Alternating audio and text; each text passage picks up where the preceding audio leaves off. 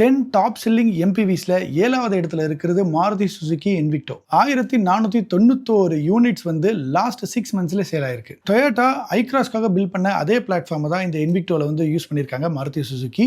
Maruti Suzuki and டொயோட்டாக்கும் ஒரு தனி பார்ட்னர்ஷிப் இருக்கு. அந்த பார்ட்னர்ஷிப் மூலமா அவங்க இன்ஜின்ஸை ஷேர் பண்ணிக்கிட்டு இருக்காங்க. அப்படி பாக்குறப்ப நீங்க டொயோட்டால இருக்கிற கார்ஸ் நிறைய அதே பிளாட்ஃபார்ம் மாருதி சுசுகிலையும் அவைலபிளா இருக்கும்.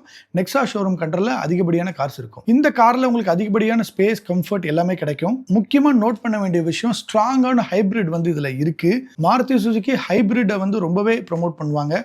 அந்த வரிசையில வந்து இந்த கார்ல ஒரு ஸ்ட்ராங்கான ஹைபிரிட் இருக்கிறதுனால நல்ல மைலேஜ் தருது. 2023ல லான்ச் பண்ணாங்க. இதோட பிரைசிங் அப்படின்னு பார்த்தீங்கன்னா ஒரு 24 lakhsல இருந்து ஆரம்பிச்சு 28 lakhs depends on the variance வந்து எக்ஸ்ஷோரூம் பிரைஸா இருக்கு.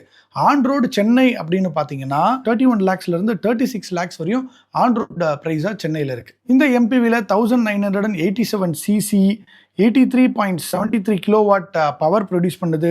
206 நியூட்டன் டார்க்கு. அதோட இதில் வந்து இசிவிடி இருக்கிறது முக்கியமான விஷயம். ப்ளஸ் இதோட வேரியன்ஸ் உங்களுக்கு ஆல்ரெடி தெரியும். ஆல்ஃபா, ஜீட்டா ப்ளஸ் அப்படின்னு நிறைய வேரியன்ஸ் இருக்குது. இந்த வேரியன்ஸை பொறுத்து இதோட ப்ரைஸிங்கும் மாறுது. Same engine, same platform.